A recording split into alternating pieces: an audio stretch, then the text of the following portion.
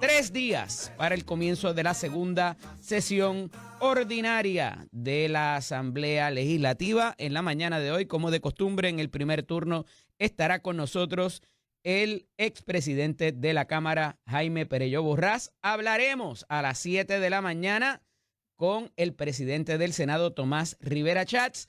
Y en el tercer turno estará con nosotros el licenciado Jan Peña Payano, asesor legislativo de La Fortaleza, para ver todo lo que está pasando con los vetos y la firma de los diferentes proyectos que venían trascendiendo de la pasada sesión ordinaria y qué va a hacer de lo que vaya a presentarse, este próximo a presentarse, como lo que le llaman las iniciativas de administración, que son los proyectos del programa de gobierno del Partido Nuevo Progresista, que se presentan a través de legisladores, pero como iniciativas de la Fortaleza, con un peso y un trámite particular en la Asamblea Legislativa para adelantar lo que se prometió. Y por ahí van los asuntos. Mire, mis expresiones el pasado miércoles en el programa Jugando Pelota Dura han causado algo de revuelo. Y yo sabía que lo que había dicho es controversial. Y ustedes que me escuchan de día a día aquí en Nación Z, no es nuevo. Lo que he dicho en cuanto al género urbano, la basura que contienen sus líricas y la influencia que tienen sobre nuestros jóvenes. Y si bien se levantó el extracto cuando yo estoy hablando sobre el maleanteo y cómo coincide en tiempo y espacio con un tipo de violencia que está experimentando Puerto Rico y con otros fenómenos también, en el segundo turno, que no lo recoge ese extracto lamentablemente, hablo acerca de la supervisión también que deben ejercer los adultos, los padres, madres, tutores de esos niños para el contenido al cual tienen acceso. Y no es que se lo prohíban, porque nosotros veíamos Scarface, veíamos Goodfellas, veíamos las películas de mafia, las películas de esto y lo otro. Y este fenómeno no es de Puerto Rico solamente. Existen los narcocorridos en México. Y los legisladores se han movido inclusive a, de alguna manera, limitar las horas o el contenido al cual tiene acceso la población en general, no solamente los jóvenes. Eso ha pasado en otras jurisdicciones. Aquí en un momento dado se dio el fenómeno de la ex senadora, que en paz descanse, Belda González, y luego un poco ¿verdad? Se concilió ese esfuerzo de prohibición absoluta por contenido que es inconstitucional, hay que decirlo. No obstante, mi punto de vista, con el cual sorpresivamente mucha gente ha coincidido y ha tenido, ¿verdad? Se ha pasado con esto del repost, como le llaman, que es que de la cuenta original, quien lo publica es la cuenta de Molusco en Instagram y Facebook, y que ha traído reacciones. Pero para mi sorpresa, debo decirlo, sabiendo que es controversial, sabiendo que muchas veces estoy solo en el desierto con esta prédica que molesta a algunos y más por el fenómeno ahora del conejo, pues evidentemente hay un grado de supervisión en cuanto a explicar lo que se escucha, lo que se ve en los videos a veces de esta lírica de la música urbana, que idolatra el maleanteo, lo que se llama, que refuerza la violencia emocional y física contra la mujer en la mayoría de esas canciones. Y luego nos preguntamos qué nos pasa a Puerto Rico, ¿verdad? Pero sin entrar a moralizar sobre el aspecto, es el reconocimiento de lo que está bien y lo que está mal. Porque el ser humano en su formación y sin la necesidad de que tu padre o tu madre te digan, el ser humano en su sapiencia, en su inteligencia, en todas las vertientes que existen, sabe lo que está bien y lo que está mal. Sabe que hacerle daño a otro ser, humano o animal, o inclusive a veces a la naturaleza, no está bien. Oiga, por conveniencia de usted mismo, porque le va a afectar en la calidad del agua, en lo que come, en muchas otras cosas, en la convivencia con sus vecinos, en que si usted le hace mal a alguien, es muy probable que va a recibir ese mal de vuelta y va a haber una reacción y una consecuencia.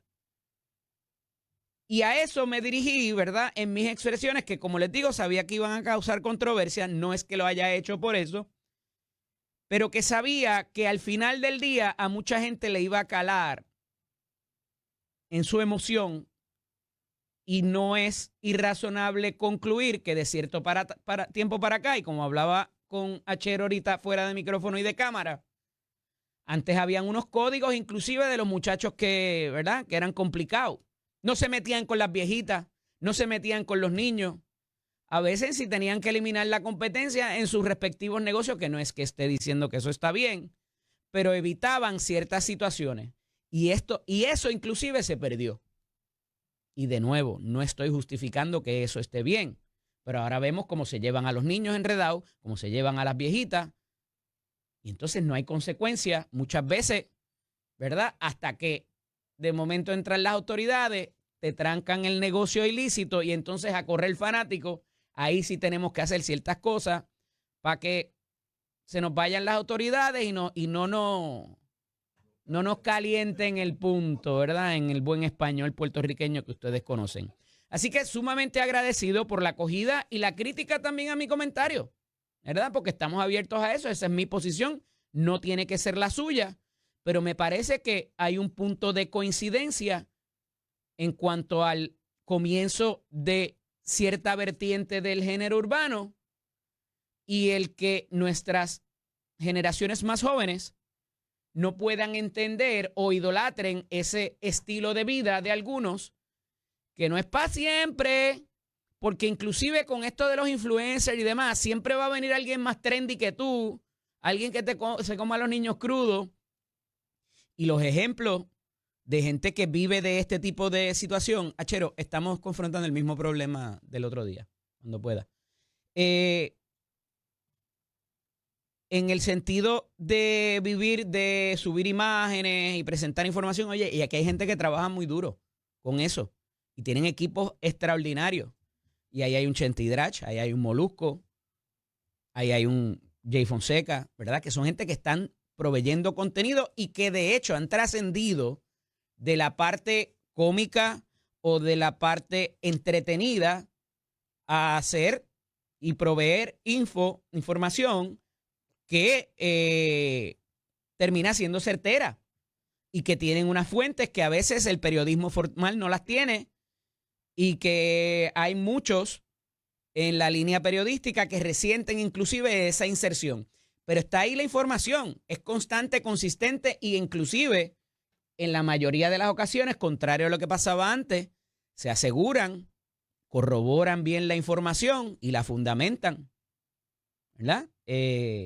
A veces hay gente que le parece crudo y demás, pero la realidad es que está ahí, es lo que vive Puerto Rico y hay gente que va a buscar y que ya trascendió de los medios tradicionales a ese tipo de información porque es más rápida, es más accesible, la tiene en su celular o en su computadora, ¿verdad? Y hay una confianza inclusive.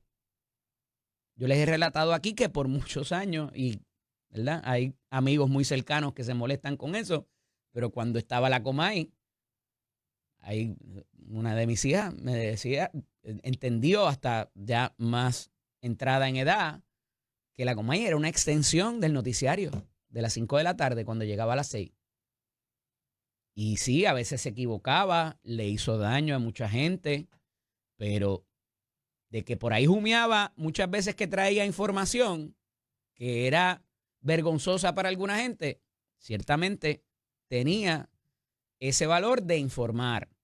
Que la información no fuera correcta, que estaba brutal porque destruía gente, destruía reputaciones. Eso es otro cuarto de hora, eso es otra discusión. Pero no por eso nos vamos a cerrar los ojos de que hay una información ahí. Que la gente que tiene un valor informativo, verdadero, ¿verdad? Que no debería ser como las noticias. Pero fue una manera de informar al país para a los que no les guste y los que les gustaba y lo auspiciaban. Pero quería dar ese punto de vista y el agradecimiento también a los que han diferido y a los que han coincidido en cuanto a mi punto de vista. Con toda esta situación que les adelanté muchos, quizás demasiados detalles ayer de la investigación del asesinato de la joven Gabriela Nicole, han pasado ciertos eventos en las últimas horas, muy interesante. Y es que ayer, a mitad de mañana, se aseguraba por algunos medios de prensa que el Departamento de la Familia habría asumido la custodia, había removido la custodia de algunas de las jóvenes que se identificaban como las asesinas de Gabriela Nicole Prats. Y esto, pues, ¿verdad? Levantó la atención porque a lo mejor no se había hecho la investigación completa, no se sabía verdaderamente quiénes sí, quiénes no, quiénes habían participado. Evidentemente, por lo que se sabe hasta ahora, y se los decía desde ayer, hubo más de una figura y hubo más de un arma homicida. Ya se sabe que hubo hasta una peinilla y yo tenía esa información ayer, pero traté de ser responsable y no difundirla, pero sabía que eso había ocurrido, que hubo una peinilla como lo que hacen los presos con los cepillos de dientes. Le sacan filo. Eso requiere una preparación. Eso requiere una deliberación mental. Cogieron una peinilla, de estas de peinarse, una peinilla de peinarse, vamos. Y le sacaron filo. Y fue una de las armas que utilizaron para apuñalar a la joven. Eso es un elemento de premeditación. Pero volviendo al punto del Departamento de la Familia, a mitad de mañana trasciende que van a asumir la jurisdicción. Y esto es importante y les voy a decir ya mismo por qué. Y es el elemento del procesamiento criminal.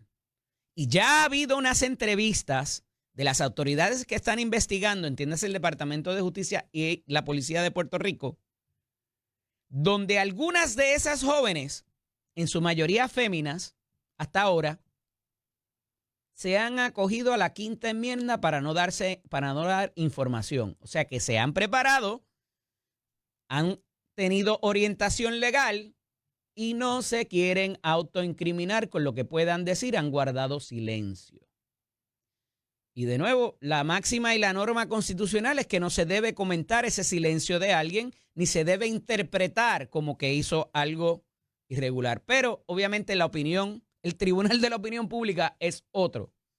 Y si tú no quieres proveer información ante la muerte de alguien, evidentemente, y dices que te puedes autoincriminar con lo que diga, pues verdad, no es irrazonable concluir que pudiera haber otra vertiente ahí. Y siguen ocupando evidencia en vehículos y residencias de alegados participantes en este asesinato. Pero vuelvo a la parte del Departamento de la Familia porque es importante. Nos dice Susan Roig, la secretaria, que ellos continúan haciendo la investigación correspondiente y brindar apoyo sin que ello implique una transferencia de custodia todavía. No lo descarta, pero eso todavía no ha ocurrido. ¿Y por qué le digo que esto es importante en el procesamiento criminal de quien tenga responsabilidad por esta muerte? Porque a la hora de que el procurador o procuradora de menores tenga y vaya a renunciar, yo ya lo doy casi como un hecho cierto de que eso va a ocurrir por las circunstancias que ya vamos conociendo, porque esto evidentemente es un asesinato en primer grado. Pudiera haber una dificultad de algunas de las edades de los menores. Y hablaba ayer con alguien que conoce bastante de este proceso, porque sepan que de 16 años para arriba, la renuncia se puede dar, sea un asesinato con todos los elementos o lo que se llama el asesinato estatutario, que es que estábamos cometiendo otra fechoría y redundó en un asesinato. Si es así, el menor de 15 años, la renuncia no puede ser automática y requiere de otros pasos. Y ahí voy con el asunto de la custodia del Departamento de la Familia. El responsable de ese menor, quien sea en el momento que se le va a encauzar criminalmente, como menor o como adulto, tiene algo que decir. El tribunal lo escucha, le pide su posición. Y no es lo mismo que sea el padre o la madre que lo engendró a que sea un tercero. Y ahí entonces pudiera venir una dificultad en el caso de que sea el Departamento de la Familia y que digan, mira, accedieron a que se le procesara como adulto porque es el departamento y no es el papá o la mamá. Y yo creo que hay un poco de eso en la renuencia todavía del departamento hasta tanto se clarifique que va a ser el Departamento de Justicia y la Fiscalía con jurisdicción y competencia para procesar a estos menores. Y esa parte es sumamente importante por lo que les acabo de decir. Continúa la investigación, y esto se los había dejado saber ayer, inclusive el llevar a cabo la autopsia es sumamente complicado porque hay más de una herida, hay más de un arma homicida, y eso dificulta el trabajo para el Instituto de Ciencias Forenses, y ayer la doctora Conte Miller ofrece información preliminar en cuanto a esto, pero se dio los actos fúnebres de la joven ayer en Ay Bonito, en las instalaciones de una fraternidad, un sitio, ¿verdad? Un salón que lo alquilan para diferentes cosas. Se decidió hacer el velatorio de la joven con el cadáver allí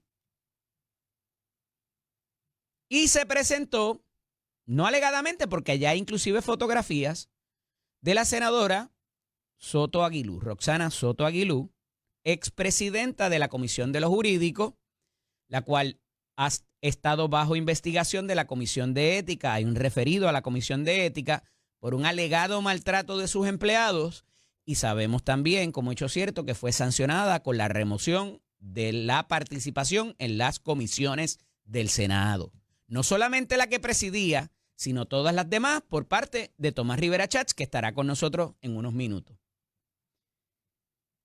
Y a esos efectos se alega por un medio de prensa digital en ese momento, porque fue entrada a las horas de la tarde, ya no había publicación impresa, y se dice que no solamente se personó allí la senadora, sino que se acercó al ataúd y tomó fotos con un teléfono celular, y que hubo una intervención de miembros de la familia de la joven para no solamente pedirle que no hiciera eso, que borrara las imágenes, sino que se fuera de allí para ya ustedes saben dónde, que allí nadie la había invitado y que no era bienvenida.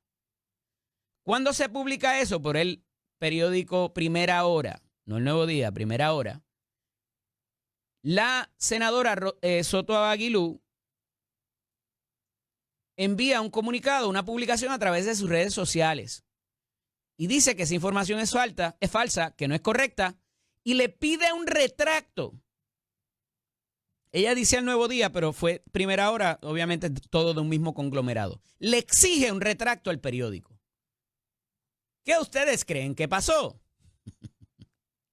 Vinieron otros medios de prensa a corroborar la información publicada por ese medio para contradecir lo publicado por la senadora.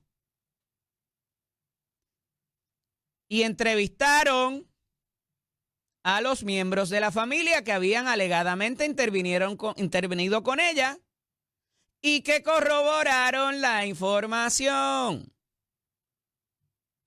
Trascendido eso, y cómo esto pudiera complicar también su situación ante la Comisión de Ética por una actuación a todas luces imprudente.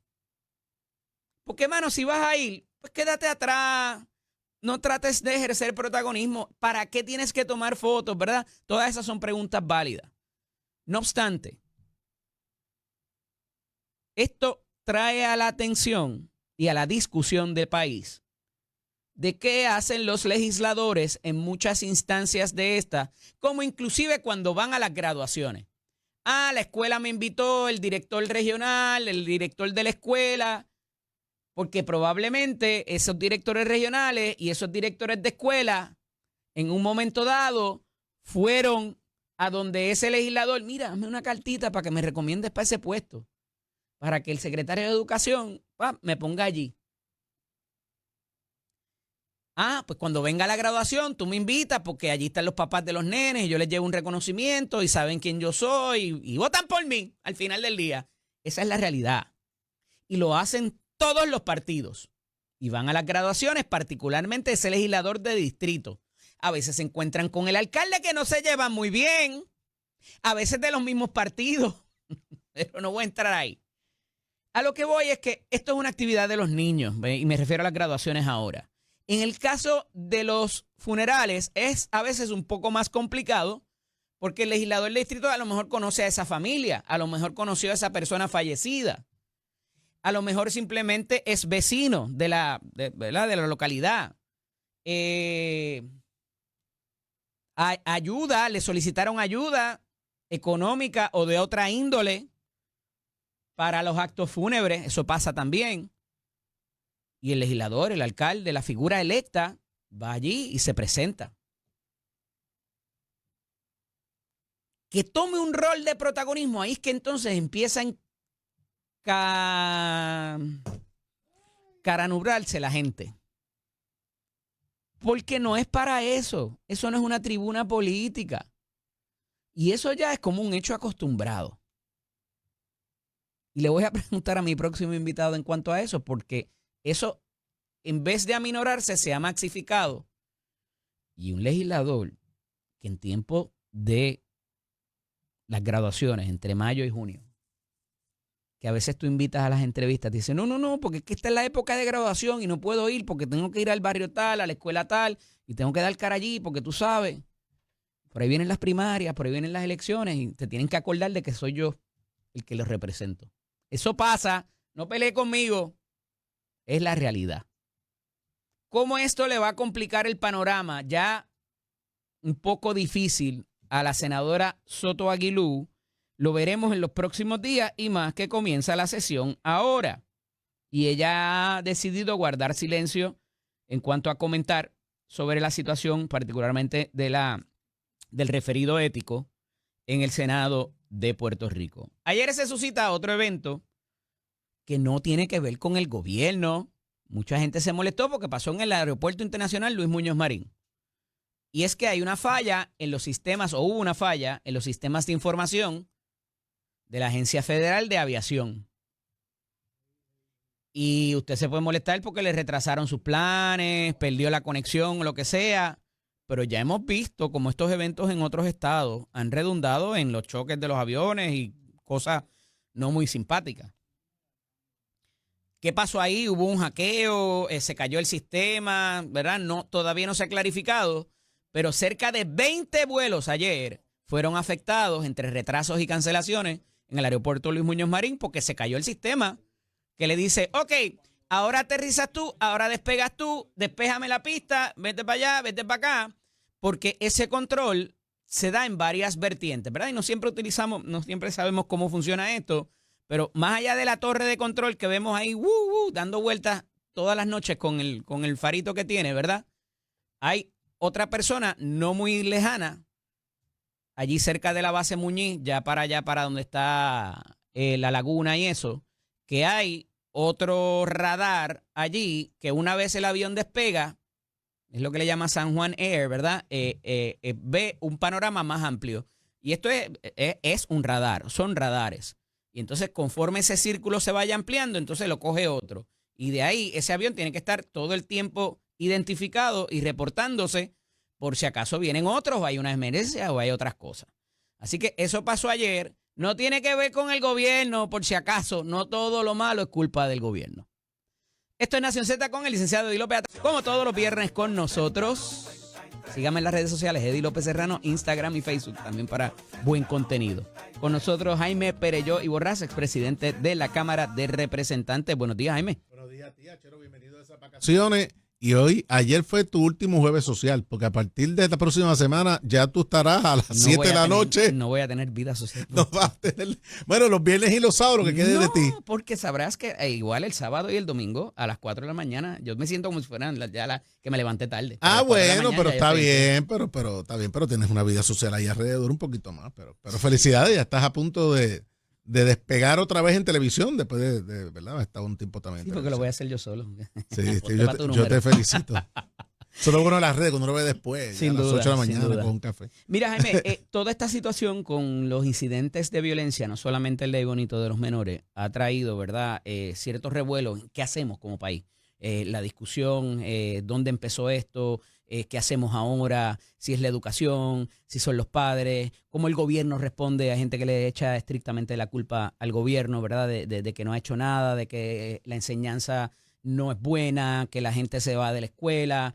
Y un poco yo estoy seguro que van a venir las medidas olímpicas ahora de algunos legisladores a presentar su respuesta. Sí. Ante La legislación es de tapar boquete, como yo siempre digo, ¿no? los parchos. Los parchos. Ajá. Bueno, la realidad primero que es muy triste. O sea, de todas las cosas que han pasado en la semana pasada, Uh-huh. ¿verdad? Sin quitar importancia a lo del turista que estuvo en La Perla, ¿verdad? Pero eso tiene, ¿verdad? Otro análisis. Pero en este caso particular, cuando son jóvenes y como aparenta haber sido el crimen, ¿no? Porque aquí, como todo, hay que ver finalmente cuando se radiquen los cargos y se puede explicar qué realmente pasó. Pero todo lo que se ha discutido públicamente es horrible, ¿no? Son niños que hasta mataron a otra niña y trataron de matar a otro joven defendiendo a la niña. Se dice que algunos de ellos aguantaron la mamá que vieron cómo apuñalaban a su hija. Es una historia totalmente horrible.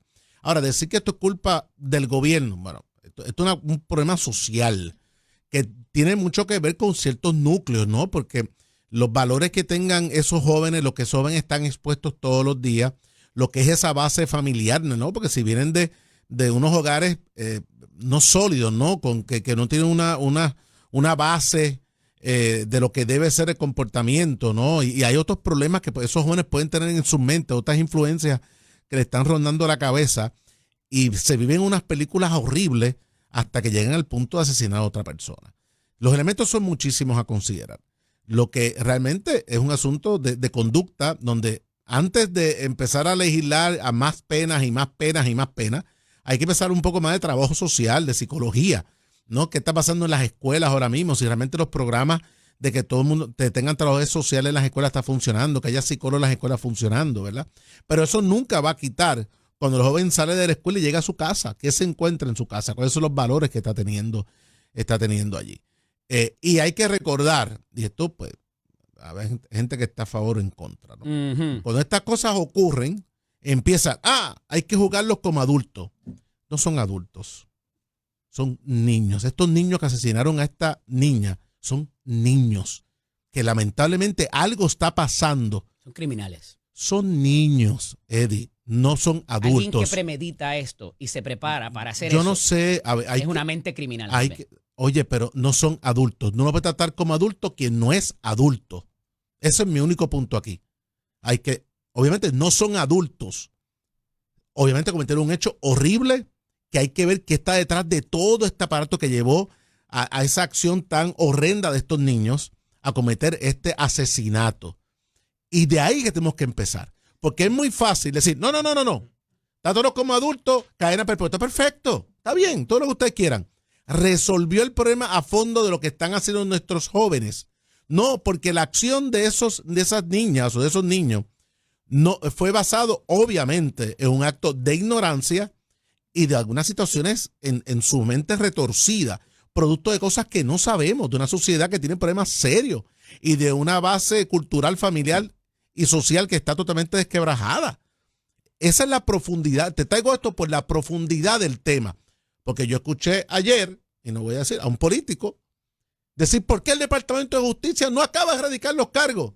Pero ¿y de cuándo acá los políticos le dicen a los fiscales del Departamento de Justicia el trabajo que tienen que hacer? ¿Quién los confirma? Sí, no, pero Eddie, es un proceso político. Lo que pasa que, es un por proceso ejemplo, político. El señor que canta, baila, se aplaude y canta el himno, te diría que en este país a lo mejor no hay consecuencias y por eso siguen pasando y siguen repitiéndose estos procesos. No, pero en este caso no es un hecho de consecuencia. Pero claro que tienen que haber consecuencias. Eddie, sí, no, pero ese análisis tuyo de cómo cogemos a estos jóvenes y los tratamos como adultos y le tiramos la llave y lo metemos en, yo no necesito el oso blanco, pero usarle el oso blanco.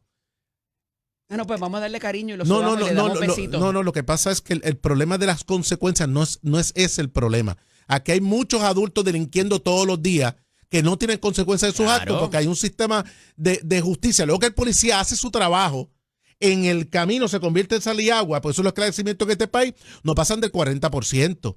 Ese es el problema. Porque el problema con mucha más tecnología claro, y más recursos. Claro, el problema es cuando tú tienes adultos continuamente cometiendo delitos que no tienen consecuencias. Pero en este caso particular, que es horrible lo que pasó, lo que estoy diciendo es que además del caso de cómo lo vayan a tratar, que lo traten como adultos, todas esas cosas que la gente dice por allá, El problema es cómo vemos que son estos jóvenes, estos niños que actuaron como la mafia de los años 70 en la ciudad de Nueva York. O sea, lo más horrendo, es más, como carteles. Y cuando esta cosa ocurre y son menores, además de toda esta cosa de cuélguenlo y llévenlos a la plaza pública, el aspecto social, yo quisiera ver en los programas de análisis como este, un panel de trabajadores sociales, de psicólogos, de psiquiatras, analizando qué está pasando allá abajo. Y en vez de hacer un panel para aumentar las penas, vamos a hacer un panel de la gente de la conducta social, de la conducta mental, a ver cómo realmente esto que pasó, hay manera de evitarlo al futuro, porque realmente es un trastoque absoluto a la estabilidad social en nuestro país. Yo no recuerdo algo más horrendo a este nivel de niños matando niños de lo que pasó creo que fue en Ay Bonito, ¿no? En Ay Bonito. No, yo no recuerdo. Yo he visto esto en otros lugares, pero en Puerto Rico yo no recuerdo. Para mí esto lo más horrendo que yo he visto en las pasadas décadas. Cuando son adultos, bueno, pero en este caso fueron niños. Y es muy fuerte, de verdad. Es muy fuerte. Yo creo que el análisis no puede ser superfluo. No lo puede ser. Definitivo. Y hacer una buena investigación y fortificar el caso, porque, ¿verdad? Estoy seguro que va a haber muy buenos abogados en el otro lado. Claro. Ya los han orientado a guardar silencio. Que hay otra gente que no se aplica, que están mucho más arriba, ¿verdad? Y que están haciendo expresiones, inclusive emociones. No me voy a ir para allá, porque ya hablé de eso ayer. Y fue igual de imprudente. Pero mira, a lo que quería entrar finalmente. El legislador, más allá de ponerse olímpico y radicar lo que sea, para que digan, mira, este está trabajando. Ayer se da una situación en el funeral de la joven de Ay Bonito, y se presenta allí una senadora, y si la presencia quizás muchas veces le choca a alguien que a lo mejor tú no sabes, porque a lo mejor alguien le invitó, a lo mejor conocía a un familiar, a lo mejor la conocía a ella, no sabemos esa parte. Pero acercarte al féretro y alegadamente, como se dice, empezar a tirar fotos. Y en el momento que hagas eso o no, y te confronten y te digan, no te queremos aquí, y tú ponerte, ¿verdad?, a forcejear con eso, ya ahí me parece complicado. Y eso no es una conducta en el hemiciclo, eso no es una conducta en una vista pública o en una vista ocular. Ahí no hay inmunidad. O desde la tribuna política. Para allá voy. ¿Cuánto le pudiera complicar el panorama ya existente a la senadora Roxana Soto Aguilú, habiendo un referido y un proceso corriendo en la Comisión de Ética por otras cosas? Pero esta actuación fuera del Capitolio, fuera de la tribuna política, fuera de quizás lo que es la inmunidad parlamentaria. Hablan un poco de eso porque no todo el mundo brega con esto todos los días. Claro. Tuvimos un suceso parecido el cuatrenio pasado con el representante Cheito Rivera Madera. Estaba en una protesta y Correcto. lo arrestaron. Y cuando hay sesión, ahora no hay sesión, que es otro agravante adicional. Háblame de eso. Bueno, primero que todas estas cosas tienen dos partes, ¿verdad? Así que yo no voy a adjudicar que realmente la senadora hizo o no hizo eso, ¿verdad? Porque lamentablemente el político en el día a día es víctima de verdades y de mentiras. Hay fotos de ella allí. Por eso. Menos, allí estaba. Por eso. ¿Qué hacía ella allí? Pues yo no sé, porque la realidad es que si usted no conoce al familiar, no es su distrito, usted tiene otras cosas que hacer. Y en esos momentos de dolor, el familiar puede puede reconocer al legislador y decirle, pero ¿cuál es la razón real de que esta persona está aquí? Pues yo no la conozco, ¿no? Y en momentos tan dolorosos se presta para muchas cosas. El legislador tiene inmunidad cuando tiene el respaldo del Pleno, entiéndase. Hay una vista pública, hay una vista ocular, está facultado por una resolución que aprobó el Pleno que faculta a esa comisión y a sus miembros asistir a vistas públicas, vistas oculares, y mientras eso ocurre, usted tiene lo que llama la inmunidad parlamentaria, que no es que usted tiene derecho a matar a nadie, es que usted, si está en un lugar donde hay una resolución que le faculta a usted para estar ahí, usted tiene derecho a estar ahí. Y usted no lo pueden sacar de ahí porque no le guste o usted le caiga mal. A menos que usted cometa un delito, ¿verdad? Y hay ciertos delitos que sí, y hay ciertos delitos que no. Claro. Que si se le imputa a un legislador haberlo cometido, Claro. ¿Te pueden arrestar o no te pueden arrestar? Bueno, si hay depravación moral, ¿verdad? Si es un delito grave. ¿Qué delito no implica depravación moral? Eso es una... Bueno, no te voy a meter ahí porque es una discusión muy amplia pero que se da en la escuela de derecho. Pero yo no soy abogado, ¿verdad? Pero yo he hecho miles de leyes, pero no las defendí en una corte. Pero lo que te quiero decir es... Ya, miles de leyes. Bueno, está bien, pero es la verdad. ¿Sabrás cuántos tú los tribunales has utilizado? Son leyes mías. Pero lo que te quiero decir es... Digo, si tú vas a los tribunales. No te metas ahí porque te han revocado algunas otras, como la de los permisos. Así que... No, a mí no me la han revocado. No. El PNP la eliminó. Pero... Por eso, no, yo no he revocado ninguna. Zumba. Pero bueno, ¿no? Pues tal vez si quieren estar en el fogueo. O que para dar un ejemplo que pasó con varios legisladores. Tú estás en tu carro, vas a sesión, te fuiste un poco por encima del límite de velocidad porque tenías que ir a votar. Y eso te para un oficial. Supone que tú eres oficial, mire, yo soy legislador. Senadora de Ponce. Yo soy hace unos años. De muchos años atrás. Yo soy legislador, yo tengo que llegar a votar, yo sé que estoy en exceso de velocidad. Si usted me queda el ticket, se lo puedes dar, pero no la puedes detener. Tienes que dejar que ella culmine su proceso. Y no que te salvaste el ticket necesariamente. Claro. ¿Verdad? Claro, si estás zigzagueando, si resulta que huele alcohol y estás borracho, ya ahí lo siento mucho que usted no puede guiar. Simplemente no puede estar en el vehículo.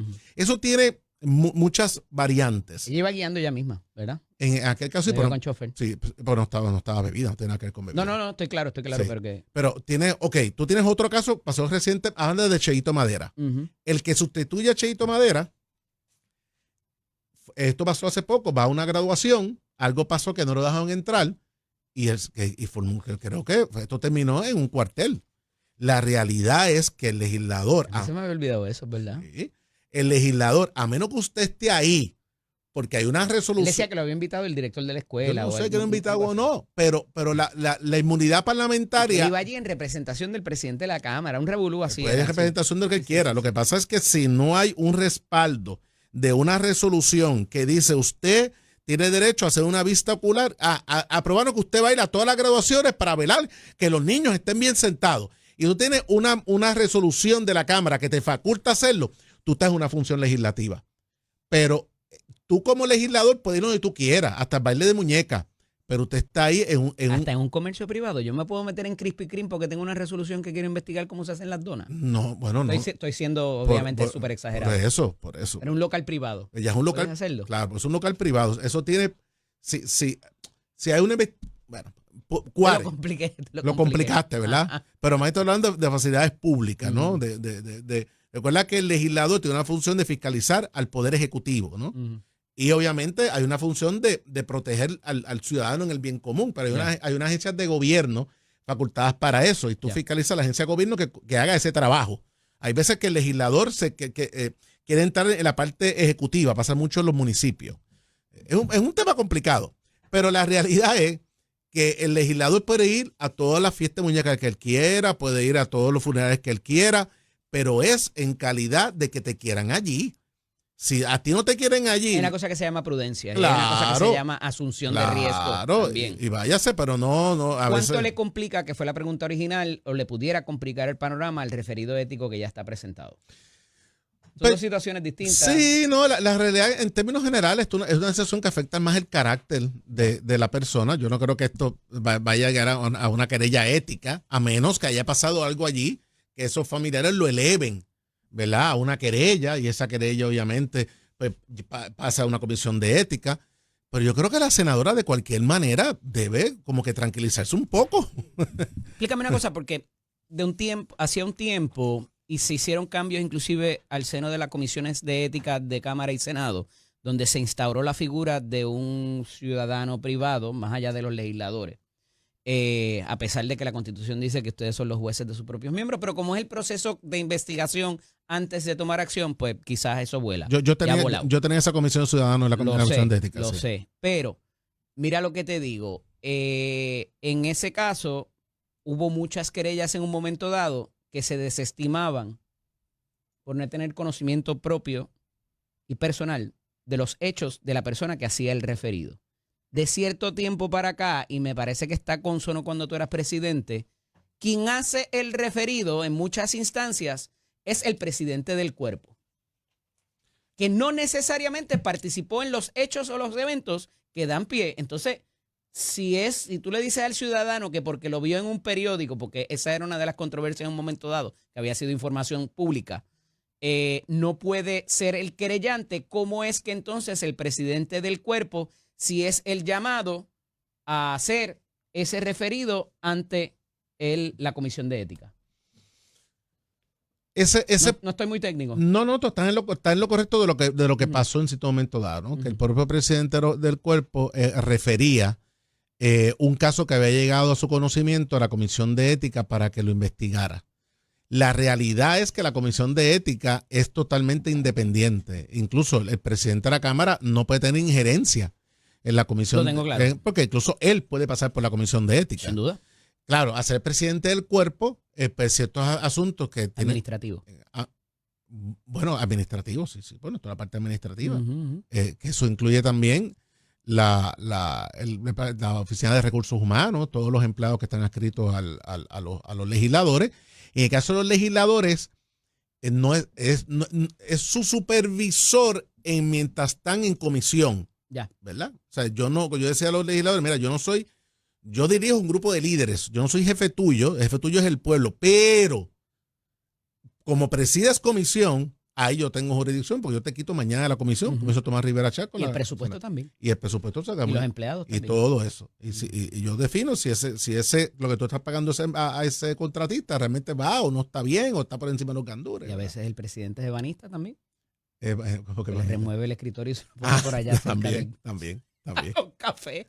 Mira. Pero yo lo que hice bajo mi presidencia, que yo creo que sí funcionó, este grupo de ciudadanos que libre de las pasiones políticas podrían determinar si realmente había casos suficientes para llevarlo al panel donde están los legisladores, ¿no? Llevarlo ya a los que toman decisiones.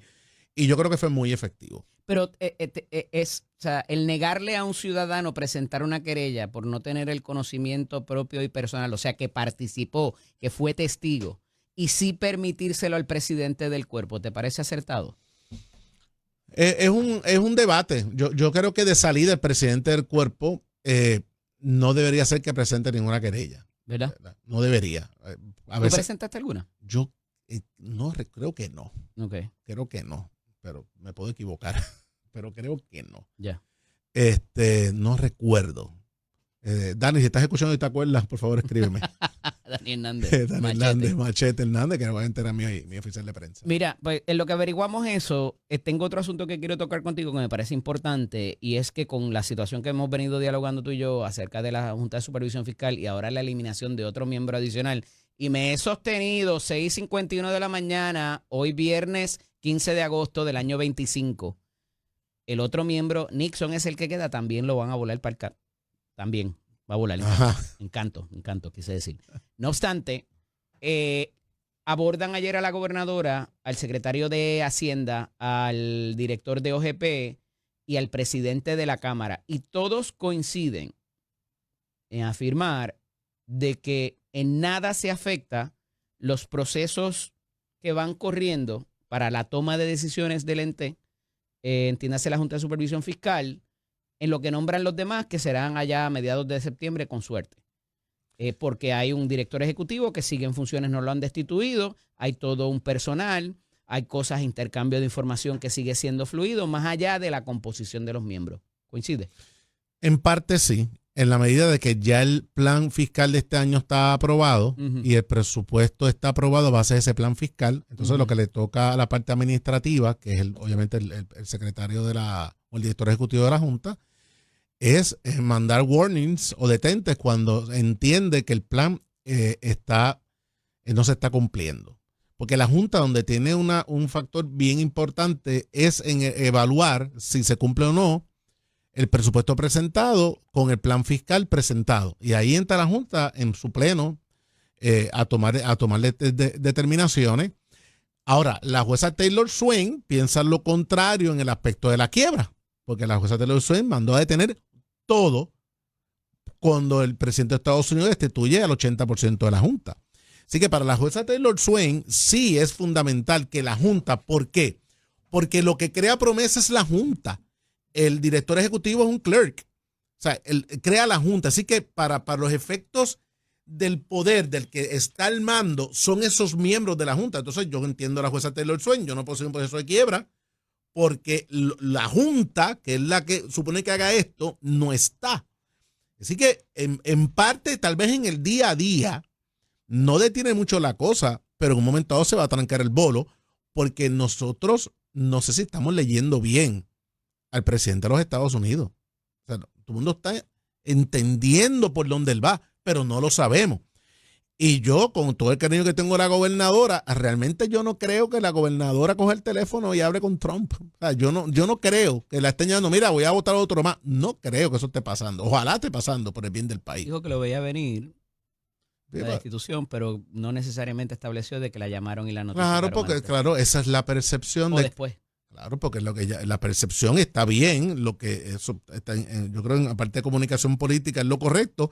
Tú tienes que dejar verle al país que tú sabes lo que está pasando. No, yo lo veía venir. Claro, porque ¿qué va a decir? Es la gobernadora del país. Pero la realidad es que mi percepción, y ojalá esté equivocado, es que ella no sabe lo que está haciendo Trump. O sea, Trump hace lo que le dé la gana. ¿Por qué lo está haciendo? Trump no tiene una intención de dar la independencia. Trump ha dicho que Puerto Rico, todo lo contrario, que él quiere hacer crecer el imperio. O sea, ahora mismo tiene una flotilla de barcos en el Caribe. Todo el asunto este de los carteles, obviamente es para meterle presión a Maduro. Pero ¿cuál es la fuerza? Lo que le da fuerza a Estados Unidos en el Caribe, Puerto Rico. Así que hay que ver, hermano, qué es lo que nos depara el destino. Duerme bastante este fin de semana, que para la semana que viene hay que ver llegar Mi madre. de donde tú vienes, de la jungla de donde tú vienes, con más anticipación. Esa jungla me hace Gracias, feliz. Jaime. A ti, Buen fin de semana. hermanito. Igual. Esto es Nación Z con el licenciado Eddie López. En la línea telefónica, el presidente del Senado, Tomás Rivera Chats. Buenos días, presidente. Bienvenido nuevamente. Buenos días para ti, Eddie. Buenos días para la gente que labora contigo en Nación Z. Un saludo muy afectuoso a toda la audiencia también que nos escucha. Te agradezco la oportunidad que me da de participar en tu programa. Agradecido, presidente, por su tiempo y disponibilidad. Y quería, ¿verdad? Ya el lunes también comienza la primera sesión ordinaria.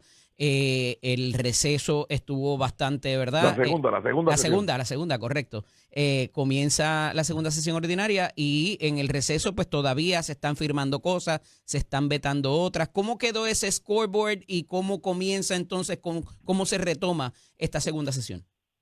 Bueno, en primer lugar, creo que se firmaron una gran cantidad de leyes en comparación con gobiernos anteriores, ¿verdad? En comparación con el gobierno inmediatamente anterior, la Asamblea Legislativa pasada no aprobó muchos nombramientos y tampoco mucha legislación, pero comparándola inclusive con asambleas legislativas previas a la inmediatamente anterior, pues hemos aprobado una gran cantidad de medidas y de nombramientos, por lo que estamos más que satisfechos con el trabajo que se hizo, no tan solo en la evaluación, confirmación o rechazo de nombramientos, sino también en la evaluación, considerando para aprobar, para enmendar o para derrotar medidas también, piezas legislativas. Claro.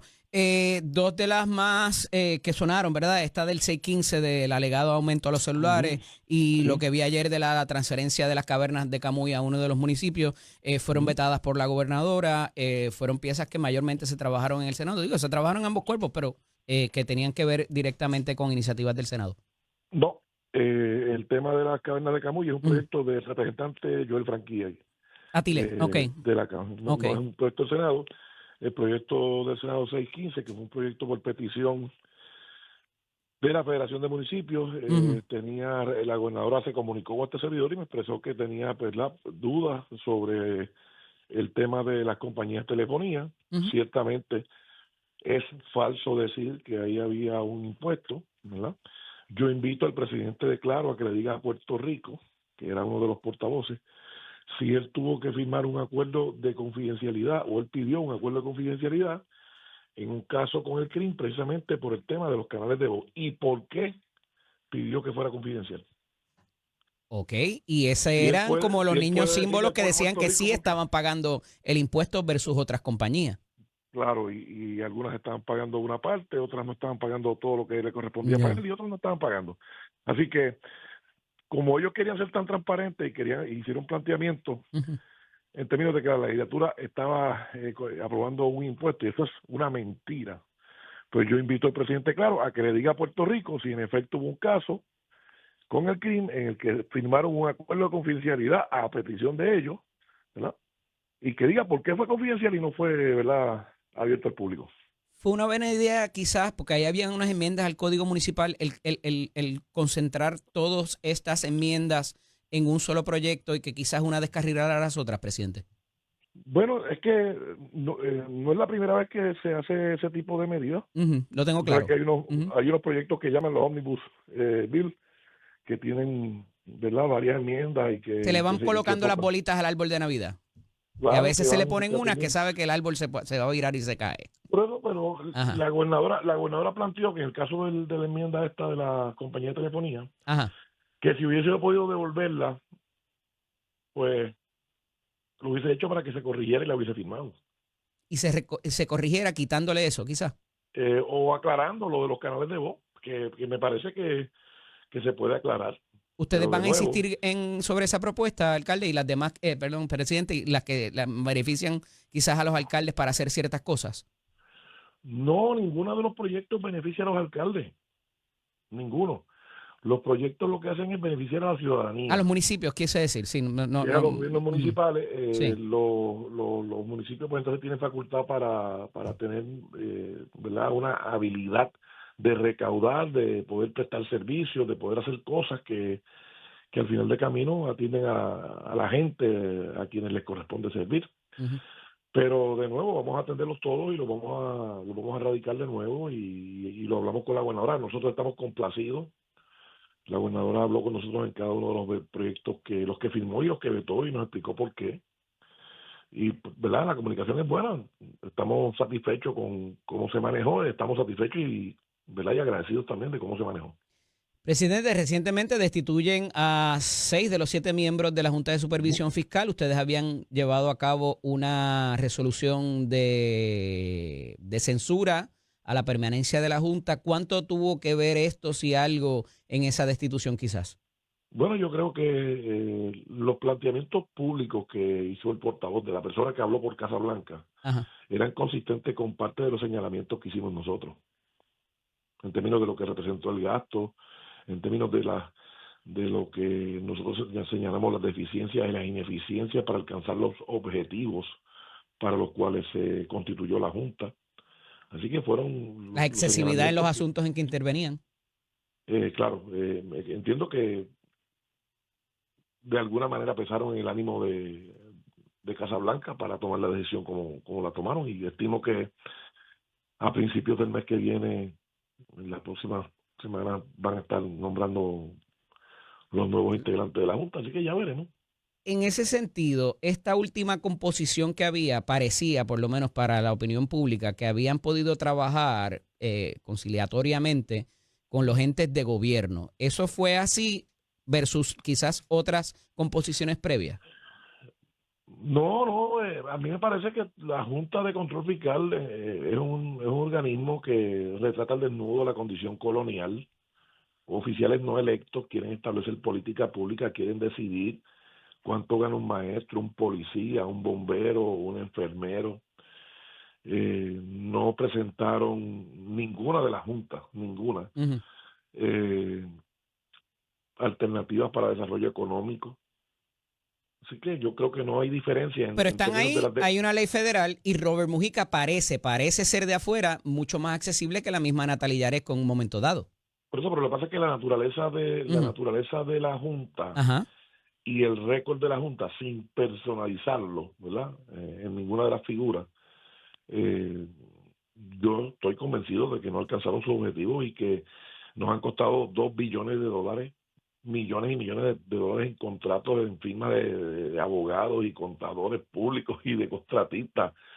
Esa parte la entiendo. Lo que pasa es que al final del día lograron el presupuesto ahora, ¿verdad? Y había cierta comunicación que no había antes. Entonces, le hago la pregunta, presidente, porque pudieran venir 7 vaqueros.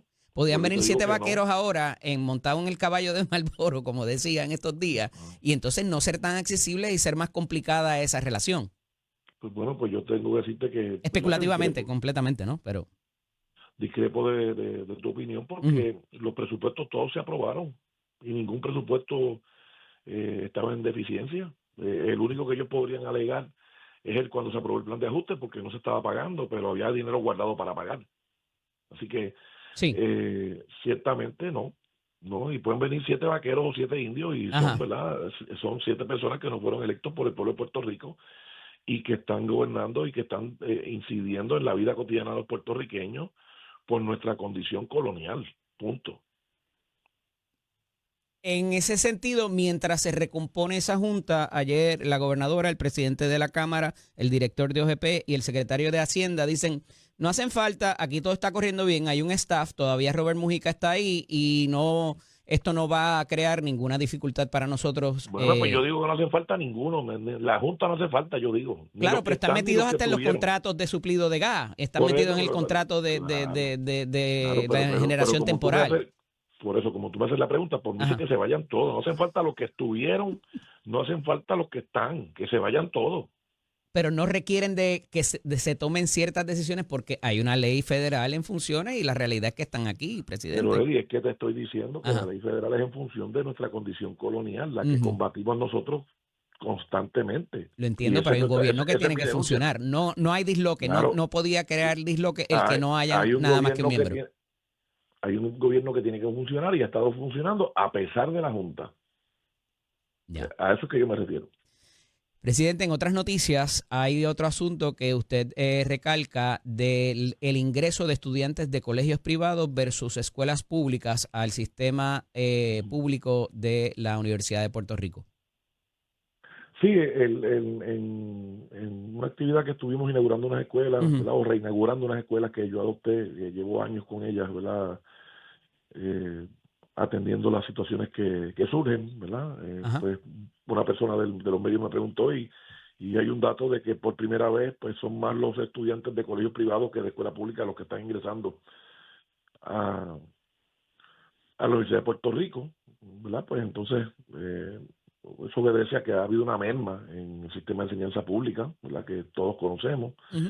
a pesar de que hay muchos colegios privados cerrando, ¿verdad? Hay unos que están Esa es la portada hoy del activamente, periódico, ciertamente. hay algunos que tienen todavía una gran cantidad de estudiantes y pues en esta ocasión el número de estudiantes que ingresó a la UPR pues es mayoritariamente de los colegios privados. De hecho, nosotros aprobamos legislación para hacer expedito y facilitar la admisión a la Universidad de Puerto Rico, ¿verdad? ¿Eso planteaba bajar los estándares de calidad del estudiante No, o no, los no, índices de no, ingreso? no planteaba bajar los estándares de Ujú, ninguna clase. ujú. Lo que planteaba era eliminar la burocracia y facilitar la matrícula. Y el sábado vamos a entregar becas a los estudiantes, el Senado de Puerto Rico va a entregar becas, como yo siempre he hecho cuando soy presidente, a los estudiantes que tienen 4 puntos, 4 por municipio, Ujú. y si hay más de 4 con 4 puntos, pues entonces vamos al número de puntuación, a la puntuación del College Board, a las más altas. No los van a Y vamos, premiar con taquillas para los conciertos del Conejo Corrupto. Eso no lo no. que estamos dando, Eso no es lo que ustedes van a hacer. lo que nosotros vamos a hacer es darle recursos económicos para que puedan dotarse de lo que les haga falta, materiales, una computadora, Ya. ¿verdad? Lo que sea que les haga falta para poder comenzar su carrera universitaria. Muchas veces Para eso, pudiera. Ajá. para eso tienen que haberse matriculado en una universidad en Puerto Rico. Ok, importante también. Muchas veces pudiera entenderse que el egresado de colegio privado cuente con unos recursos económicos que el de la escuela pública no lo tiene. En el caso No de la Universidad necesariamente de así. Puerto Rico es algo subsidiado, pudiera entenderse, el crédito es más barato que en una institución privada. Entonces, Claro. cuando ocurre más que hay más ingresos de ese colegio, no deja desprovisto quizás al empleado, al egresado alumno de la escuela pública. Claro que no.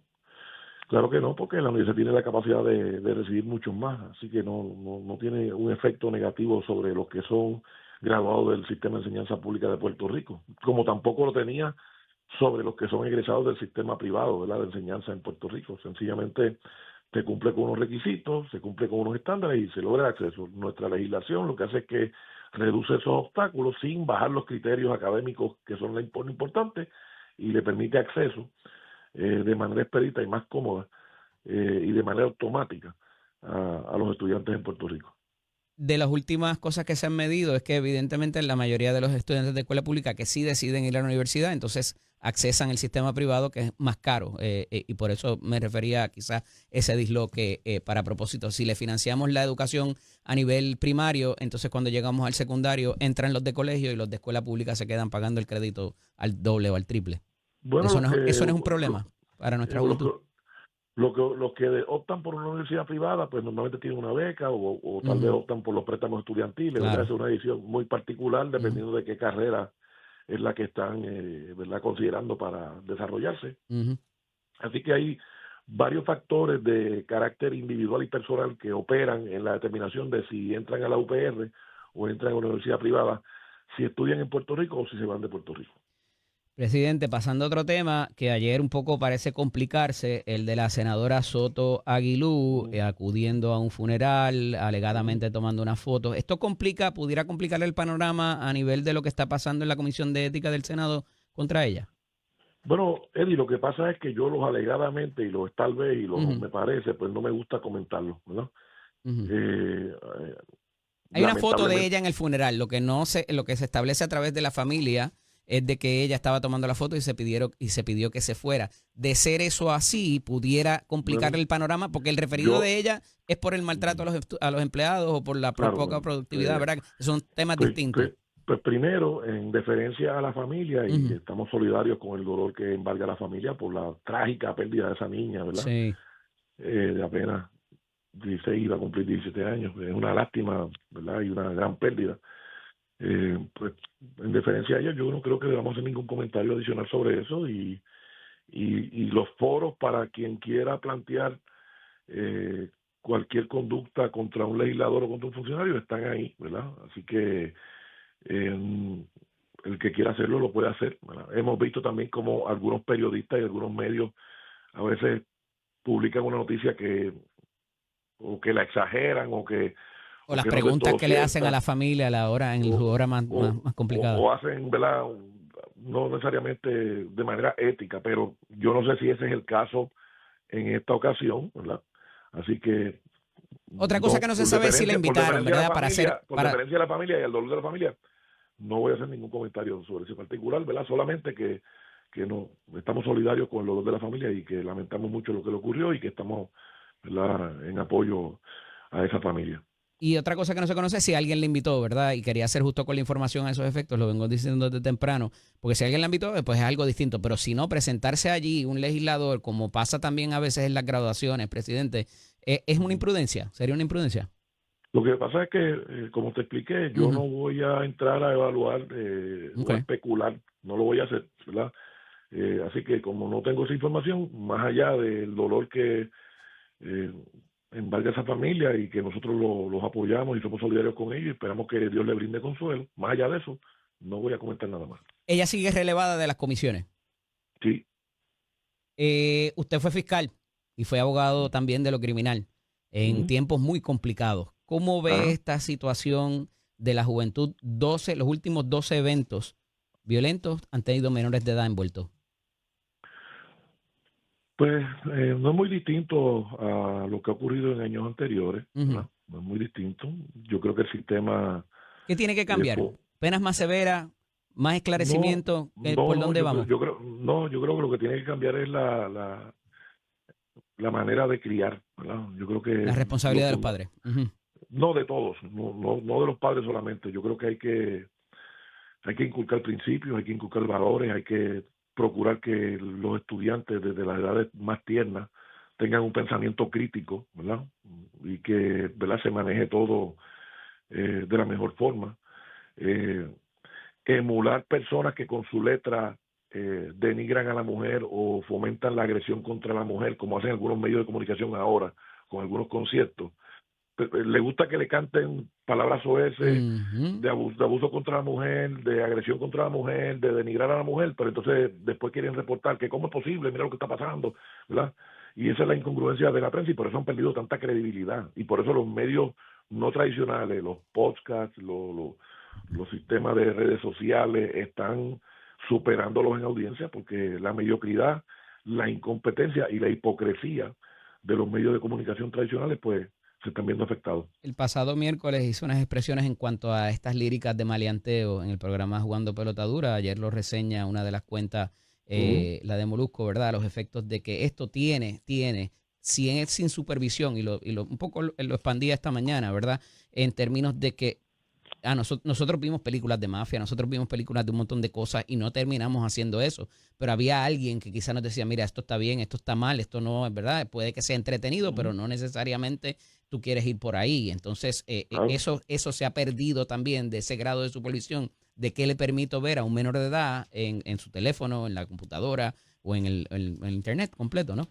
Claro, y eso se ha perdido en alguna medida en algunos lugares, tal vez, pero de igual manera algunos medios de comunicación quieren resaltar y convertir en figuras heroicas a personas que no tienen ninguna capacidad intelectual, no tienen ningún talento, que sencillamente denigran a la mujer y que son personas que no tienen ni siquiera los más elementos modales de la decencia. Y pues y después culpan al gobierno, que el gobierno no hizo o no está haciendo. Si creen que si un delincuente se pone una pava y coge un machete, es un patriota. Y no es así. Y no es así.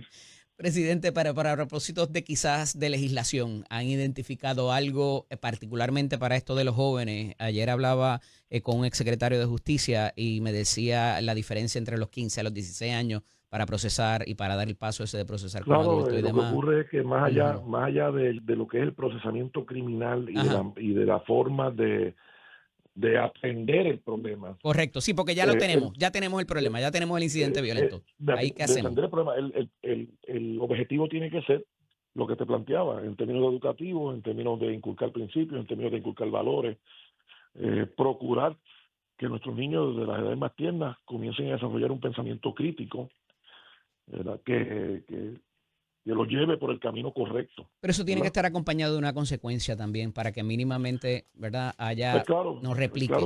Claro que sí, pero a lo que voy es que en términos educativos y en términos de lo que los medios de comunicación promueven, hay una responsabilidad ahí. Hay una responsabilidad de todos. No es exclusiva del gobierno, no es exclusiva del sector privado, no es exclusiva de los padres. Es una responsabilidad que todos compartimos y que ¿verdad? A través de legislación tratamos de hacerlo y a través de política pública de igual manera, pero requiere voluntad de todos los sectores. Agradecido que estuviera con nosotros, presidente. Ya la próxima semana empezamos ahora a las 5 de la mañana, así que lo vamos a estar más temprano. ¿Cómo no? Seguro que sí. Espero la visita pronto. Un abrazo. Presidente del Senado, Tomás Rivera Schatz, con nosotros, hablando de diversos asuntos, porque había mucho que preguntar. La Junta de Supervisión Fiscal, la senadora Soto Aguilú, obviamente esto también de los incidentes de violencia, el futuro de la legislación que pues estuviera próxima a presentarse. Y para allá vamos ahora. Porque conmigo está aquí ya, cuando regresemos de la pausa, hablamos con el licenciado Jan Peña Payano, uno de los asesores legislativos de la gobernadora allá en Fortaleza, y vamos a hablar de veto, de firmas de medida y que pudiera estar próximo a presentarse. La gobernadora habló de la reforma contributiva y hay unos comités por ahí trabajando hace un rato. Vamos a ver por dónde aterriza esa nave espacial. Regresamos en breve. Esto es Nación Z con el licenciado Eddie López. Como todos los viernes, está portavoz de la Fortaleza y hoy repite exitosamente el buen amigo Jan Peña Payano, asesor legislativo de la gobernadora allá en Fortaleza. Buenos días, bienvenido. Buenos días, Eddie. Buenos días, Achero. La semana pasada vine y pregunté por ti, pero también teníamos un buen vaqueo ahí, así que recuperándose de un procedimiento. Estamos en recuperación. Pero aquí estamos, listos. Estaba en Colombia. Esas clínicas allá son otra cosa. Son buenas. Las de RD quedan más cerca, pero Colombia está bien. Si camina al trinco, es que estabas allí. Sí, lo que pasa es que RD es para ciertas cosas, como la que me hace falta a mí. No, suave, no. Tú sabes. Mira, vamos a lo serio. Todavía quedaban ciertas piezas legislativas que evidentemente después de la pasada sesión ordinaria se le enviaron a la gobernadora, ha vetado algunas, ha firmado otras. Recientemente trasciende que esta de la transferencia de los terrenos de Cavernas de Camuy, que fue muy controversial también, porque los otros municipios brincaron, ¿verdad? Los otros 3 pueblos o 2 pueblos aledaños adicional a Camuy, y veta esta medida.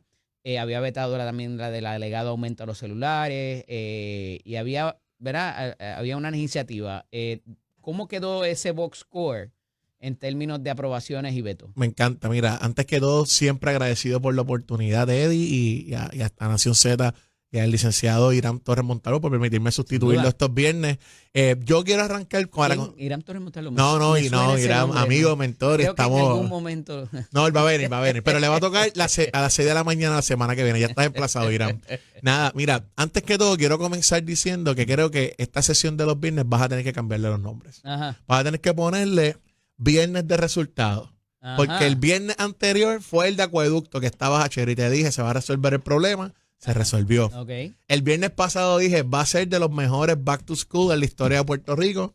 Ahí están los hechos. Ahora vamos a hablar de los resultados. El presidente del Senado, Tomás Rivera Chatz, a quien acabas de entrevistar, mi admiración y respeto a él, al igual que el presidente de la Cámara, resumió magistralmente el resultado de esta sesión legislativa. Es de las sesiones con mayor legislación aprobada. Sobre 30 medidas, 35 proyectos de ley de la administración fueron firmados. Ya vamos por la ley que 84. Vamos por la ley 100 y pico alto. ¿100 y pico O sea, ya? vamos Sí. por el número. Como, obviamente el número exacto va a ir modificándose según van venciendo los términos de las medidas. En cuanto a la medida particular de los temas de Camuy, pues obviamente tradicionalmente los vetos de bolsillo no se explican, pero sí hubo unas comunicaciones, tanto como muy bien dijo el presidente del Senado, con los presidentes de ambos cuerpos, con los autores de la medida, con el presidente de la Federación de Alcaldes, para explicarle el contexto de por qué esas medidas y otras más pues no fueron firmadas. Es preciso aclarar y quiero ser consistente con nuestra comunicación y nuestro mensaje. Nosotros estamos comunicándonos constantemente con los presidentes de los cuerpos. Hay reuniones que se van a dar de cara a esta nueva sesión, una sesión ordinaria que comienza el lunes 18 de agosto. Así que todos nuestros compañeros asesores que van a estar allá, espero que estén listos. Los felicito por su trabajo, al igual que las delegaciones de mayoría y minoría. Vamos para atrás un momento, porque aquí hay todo un trámite desde la presentación de la medida, y qué bueno que me habla del legislador como tal que lo proponga, porque a veces la gente ve cuando se vota, o a veces en la vista pública donde se discute, pero hay todo un trámite y hay una confección en ambos cuerpos de un informe. Y ese informe revela ciertas cosas, desde los puntos a favor como los puntos en contra. Y al final del día hay otros 77 personas, más allá del proponente de la medida, que le votan a favor o en contra. O sea que hay una voluntad del cuerpo que luego pudiera ser no revocada, pero de alguna manera descartada por una sola persona, que es el gobernador o la gobernadora. Entonces, lo que yo siempre te digo, a puerta cerrada, ¿verdad? Ustedes cogen y se leen toda la medida, ven que hay antes, que hay después, que a veces se fallan eso, inclusive pasando la consideración de los dos cuerpos. Dice, pero si ven acá, si esto está derogando una ley que ya no existe, o está enmendando una ley que ya no existe, esas cosas pasan. Ocurren, mira, en primer lugar... ¿Cómo se da esa dinámica? Pues mira, hablaste algo de los informes y es bien importante, rapidito. El artículo 3, sección 17 de la Constitución es donde se exige, además del proceso de investigación de las comisiones, que las medidas deben venir acompañadas de un estudio o informe. ¿Por qué eso es importante? Porque es el espacio que tiene la Asamblea Legislativa dentro de sus facultades y prerrogativas de hacer la investigación debida sobre un tema. Y posiblemente tú eres el licenciado practicante, sabes que cuando hay una interpretación o un conflicto en eso, muchas veces van a ese informe, porque hay que hacer más que todo el peritaje de ese análisis de X o Y medida legislativa. Respecto a tu pregunta, claro que sí. He mencionado anteriormente que después que se pasa ese proceso legislativo completo, hay ocasiones que pues no se piden memoriales explicativos, hay ocasiones que no se hacen informes porque se utiliza el mecanismo de descargue. Y nosotros en la Fortaleza, y creo que muchos gobernadores anteriores tienen esta costumbre, no nos vamos a adjudicar a nosotros. Ciertamente hacen una evaluación y solicitan comentarios adicionales, porque es posible que luego del proceso legislativo la medida sufra tantos cambios que quizás la opinión que yo te pedí cuando inició el proyecto, ya sea en Cámara o en Senado, sufra tantas enmiendas que sea recomendable pedir una opinión antes a mí me consta, de sugerirle, ¿verdad?, una opinión, una postura a nuestra señora gobernadora. A mí me consta que más allá de que cuando ese proyecto te llega con su informe de Cámara y Senado, con su aprobación, las piezas legislativas, para aquellos que no la han visto, ¿verdad?, tiene una parte de lo que se llama expositiva, que es el cuento, la historia que hace ese ese legislador o esa delegación diciendo necesitamos enmendar esto o crear esto por este problema que estamos teniendo. Esa parte es importante porque te da la justificación, pero no necesariamente está el fundamento de lo que dice el licenciado de por qué nos estamos moviendo a eso. O sea, la data acreditativa. A veces está muy, muy concreto y le incluye. Pero entonces hay una segunda parte que es la decretativa, que es la que ordena, la que identifica lo que es la disposición de ley, que es lo que se va a cambiar, se va a crear, se va a derogar, se va a sustituir por otra. Adicional a eso, viene acompañada de ese informe que tienen las posturas de las agencias o de entes privados que tienen alguna pericia, que conocen algo de ese asunto que se está tratando de modificar. Pero cuando todo eso le llega al escritorio de Yana allá en la fortaleza, de las primeras cosas que se hacen, y sin derrotar confidencia, ustedes llaman al secretario de agencia que pudiera estar afectado o beneficiado por eso. Mira, fulano, tengo este proyecto aquí, ustedes participaron, dice el informe que hay una ponencia de ustedes que estaban en contra. ¿Qué pasó ahí? ¿Vamos para adelante o no vamos para adelante? Y el peso de lo que te diga ese secretario y lo que haya habido en esa ponencia, el asesor, antes de recomendárselo a la gobernadora, para uno o para otro, tiene gran peso. Siempre tiene peso y va a depender el contexto. ¿Se le solicitaron comentarios durante el proceso legislativo, sí o no? Pero aún solicitándole comentarios. Claro, porque puede sufrir enmiendas. Claro. Y estamos tomando o dejando quizás fuera de perspectiva el elemento de la certificación que exige promesa de la sección 204 de impacto fiscal, que si bien es cierto, la trabaja el equipo fiscal de la gobernadora a través de su director ejecutivo de la FAF, licenciado Francisco Domenech, el nuestro secretario de Hacienda Ángel Pantoja y el director ejecutivo de la OGP, Orlando Rivera. Pues después de ese análisis también se le pide opinión a la agencia, claro que sí, porque si eres la entidad que vas a verte afectado, yo te digo, mira, Eddie, voy a aprobar algo que te va a afectar a ti en tu casa. Yo creo que es razonable y salomónico pedir la opinión de decir, ¿están listos para esa medida? Mira, ¿por qué te llevo ahí? Cuando tú llamas a ese secretario o a ese director o directora, no necesariamente se ha leído la última versión de cómo quedó el proyecto y cómo se envía a Fortaleza. Y hay cosas que a veces cambian, que se hacen enmiendas en el floor, como se llama, que en el proceso antes de votar se le añaden comas, puntos, palabras, se le quita y puede cambiar a la versión para la cual ese secretario o secretaria diseñó una ponencia. O unas recomendaciones. O una recomendación. Claro. Eso pasa. Y es parte también de la dinámica viva del proceso legislativo. Es algo que no es una anomalía y uno debe estar pendiente siempre a darle deferencia a los secretarios, al sector privado en aquellos temas que requiera opinión, ya sea de un colegio, un colegio, ¿verdad? Cuando digo un gremio, alguna junta, una organización sin fines de lucro, y se les pide opiniones. Nos reunimos constantemente en la fortaleza, más de lo que la gente piensa. Lo escuchamos. Obviamente uno no puede dar una garantía sine qua non de que vamos a aceptar lo que ellos quieran, pero sí podemos llegar, repito, a unos puentes de comunicación y unos consensos. Por tanto, y yo les trabajo siempre, y esto sí yo lo hago, por escenarios. Mira, ¿qué pasaría si aceptamos estipulado que quieres este escenario? Si fuera otro, ¿cuál sería, hasta dónde ustedes quisieran llegar? ¿Cuál es el happy medium? Si doy esta concesión, ¿puede trabajar por fiat ejecutivo? Pues, ¿o prefieres un reglamento? ¿Podemos trabajarlo sin tener que legislar? Hay muchos mecanismos, pero vuelvo, esto es algo que sea constantemente aquí en Puerto Rico, en República Dominicana, en el Congreso. Estamos en sintonía, porque para allá voy.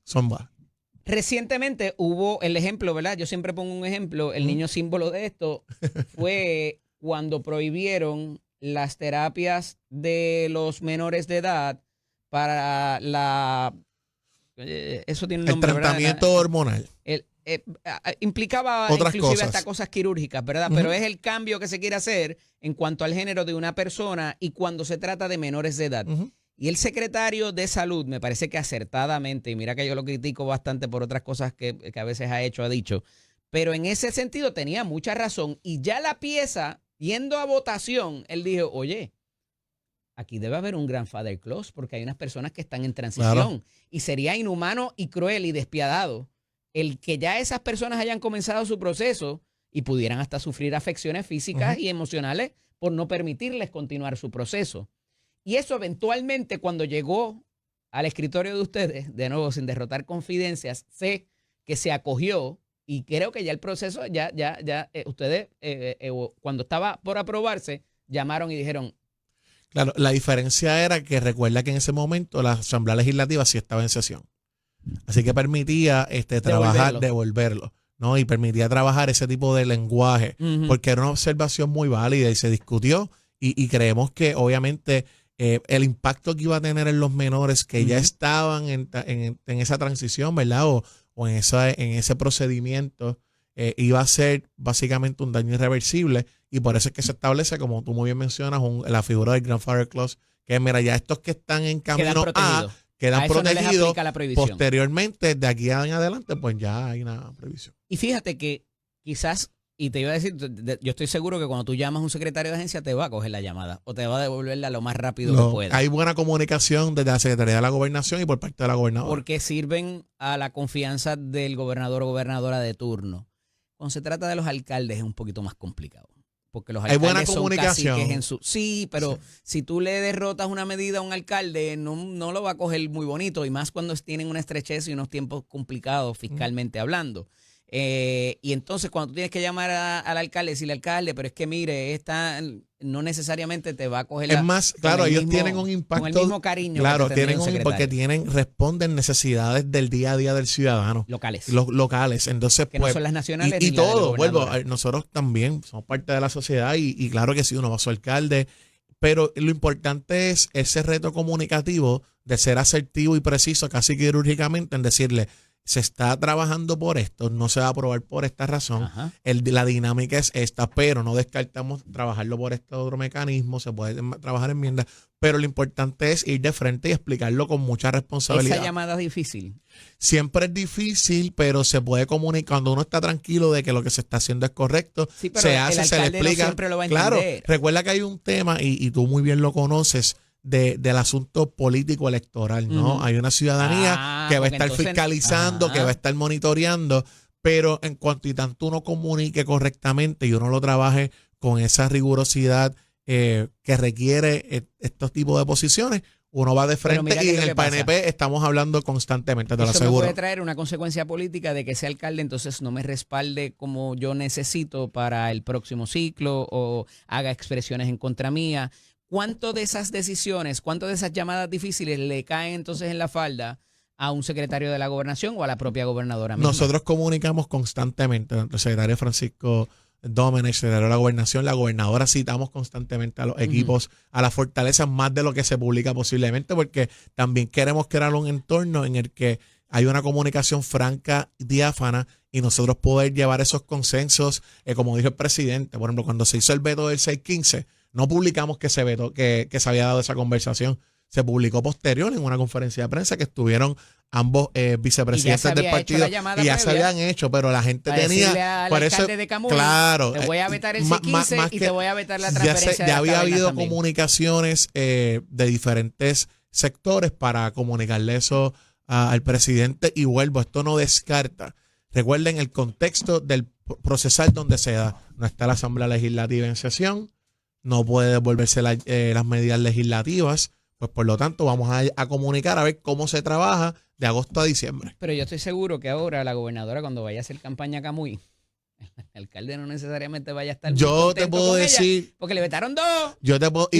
Pero puede ser que le firmemos 15. So, nuestro presidente de la Federación de Alcaldes del PNP es un joven líder con mucha experiencia política, al igual que nuestros presidentes de ambos cuerpos, veteranos y repito, gente que admiro profesionalmente. Y lo que quiero llevar es que la comunicación del partido, si se está dando en el liderato y más allá, como te dije en el primer programa que vine aquí contigo, de lo que siempre hacen cuatrienio tras cuatrienio, de decir que el PNP está dividido, que hay primarias, nos hacemos más fuertes cada vez y la comunicación va a estar ahí. Lo que pasa es que cuando hay muchos líderes de verdad, con firmeza y franqueza, siempre va a haber opiniones que no vamos a estar de acuerdo en todo. Pero ¿sabes qué? Hay más los consensos que las divisiones. Eso te lo digo aquí. Como te llevo diciendo 3 viernes corridos los resultados, que vengo aquí te digo, lo dije. Raúl Márquez y tú se leyeron los Raúl Márquez, gran amigo también. Lo conozco desde que tenía como 12, 13 años. Semana porque me dijeron casi exactamente lo mismo, Jan. Papá, por eso se llama, mira, sintonía y amplificación, que aprendan los populares. Que les está haciendo los bullets, miren, se lo leyeron. No lo hacen, lo que hacemos nosotros mismos. Mira, ¿qué está próximo? Se habían anunciado la confección de unos comités para distintos y diversos, el de reforma contributiva, el de energía, el de todoterreno. ¿Para cuándo pudiéramos ver entonces esas iniciativas que la gobernadora ha sido insistente en que se las reserva para ella? Evidentemente, cuando se presenta en la Asamblea Legislativa, se presenta a través de la delegación, pero ese proyecto viene escrito y confeccionado desde Fortaleza y hay cierta diferencia del legislador y de los presidentes de los cuerpos cuando esos proyectos llegan. Claro, pues mira, en ¿Cuán cuanto cerca a la estamos de próxima eso? agenda legislativa, es preciso aclarar que se firmó esta semana el proyecto del representante del precinto 3, Cheito, sobre el huileo, otro compromiso cumplido, y en comunicación con la gobernadora. En tema energético y en otros asuntos, ya sea en el tema de desarrollo económico relacionado a turismo, ya la gobernadora anunció el día de ayer que se va a estar trabajando o se trabaja legislación para sacar y complementar, pues el sacar lo que es la oficina de turismo o la compañía de turismo del Departamento de Desarrollo Económico. Así que pendientes, que sé que este próximo lunes en adelante va a haber mucha legislación, nuevas ideas frescas, buscando el desarrollo económico. De las promesas de la gobernadora que puso a trabajar los comités, ¿eso está cerca de presentarse? Bueno, se ha estado trabajando en constantes reuniones. Ayer mismo publicó las reuniones que estuvo con el ingeniero Carlos Pesquera respecto al asunto de acueductos, del informe, que ellos en su momento y cuando la gobernadora de Puerto Rico entienda, va a ser el anuncio de los hallazgos y otros temas. Así que estén pendientes que nosotros seguimos cumpliendo el programa de gobierno, estamos organizados, disciplinados y listos para seguir. Estoy listo. ¿Cómo esto de la separación de la compañía de turismo del Departamento de Desarrollo Económico y adscribirles unas autonomías para el desarrollo de propulsar, impulsar el turismo en ciertas áreas, no es una duplicidad de lo que está haciendo ahora mismo el DMO? Son ligas distintas. Te explico.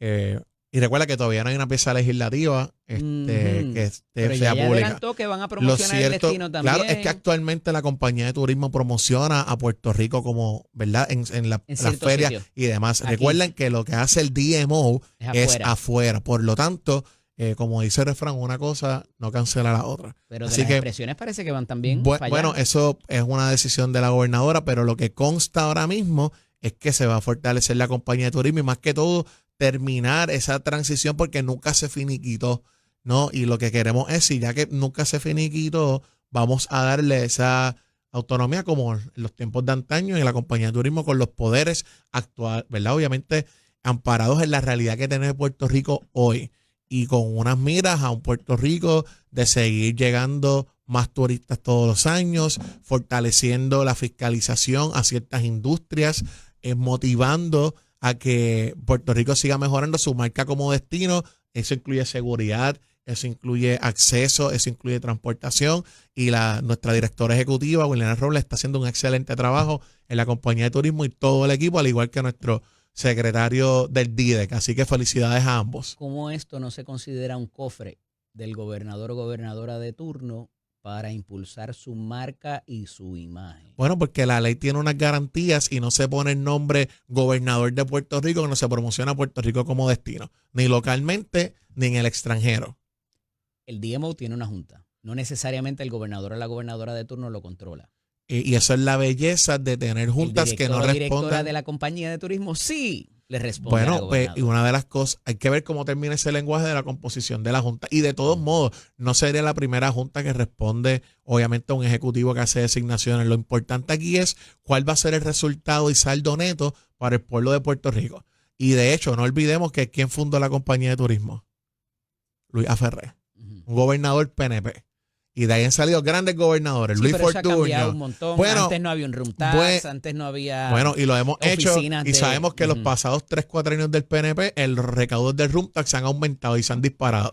Esos son los hechos. Yo sé que hay gente que les duele. Gracias al DMO. Bueno, Que pues está gracias al DMO promocionando. y a la compañía de turismo. Mira un poco la verdad, el contraargumento quizás de lo que trae. Cuando lo hacía la oficina, la compañía de turismo, no había sido tan exitoso como lo ha sido bajo el DMO. Claro. Entonces decidimos ir en esa dirección y ahora vamos a duplicar los esfuerzos. No es duplicidad de esfuerzos. Hablan y es de preciso promocionar el aclarar. destino, Pero es que ya. promocionar el destino, Puerto Rico y la Y es lo que compañía. ella dijo. Estoy de acuerdo contigo. Pero En la promocionar, letra, al claro, final, la promocionar a Puerto Rico es un ejercicio holístico. Y yo estuve en la Asociación de Hoteles y Turismo de Puerto Rico y conozco un poco a la industria. está Clarisa La, ahí todavía, ¿verdad? la Claridad a veces sigue siendo la presidenta ejecutiva.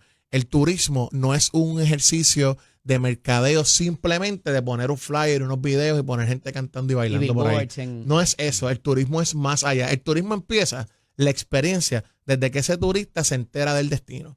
Cuando llega a Puerto Rico, ¿tiene transportación? ¿No tiene transportación? ¿Quién lo recibe en Puerto Rico? ¿Hay wifi? ¿No hay wifi? ¿Cómo están los baños en el aeropuerto? Esa persona que me busca a mí en el aeropuerto, ¿habla el idioma? ¿No habla el idioma? ¿Sabe de Puerto Rico? Tenemos guías turísticos preparados. Las áreas están limpias. Lo que quiero decir es que la experiencia, el rol que tiene la compañía de turismo no va a cancelar y no cancela el ejercicio que hace el DMO. De hecho, No lo va a duplicar. la directora de la compañía de Vas a turismo tener está en esa otro, junta. No, otro presupuesto para promocionar. Bajo Cuando ya esa- lo está haciendo ba- el DMO bajo y esa- parecen haber sido exitosos. es que bajo esa misma premisa, Ajá. ellos han continuado existiendo los dos y por lo tanto uno no ha cancelado el éxito del otro. Cada cual trabaja Pero el ahora rol le que vas a tiene. dar chavos a la compañía de turismo para hacer lo que Claro. y te anticipo Ujú, que me parece que la Junta se te va a poner a eso. Bueno, la Junta se ha opuesto a todo y de entrada yo no vamos a estar trabajando legislación pensando siempre en que la Junta se nos va a poner. Hay peleas que el gobierno va a decidir dar y defender el desarrollo económico de Puerto Rico y promovernos como destino es una de ellas. Sí, hay algunas que sí, batallas que sí ¿No? deciden. Le dijeron que no es retiro, le dijeron que no a la policía, le han dicho que no a nuestros pensionados. Así que por eso están, ¿cuántos quedan? Uno, ¿verdad? Y cuando le solicitaron la información de las personas sin estatus migratorio definido, accedieron a dársela sin dar la batalla, hermano. Eso es una discreción del gobierno federal y el presidente de Estados Unidos. Se llama preemption, la doctrina. by the Lo way. pudieron haber batallado porque no había una herramienta legal para ello, no había un tribunal. que Bueno, se eso es Me un refiero a lo de las licencias. Pero nada, eso es un asunto que se trabajará en su momento. agradecido que estuvieras Siempre con nosotros un hoy. honor, Eddie. Siempre a la orden. Esta es Nación Z con el licenciado Eddie López.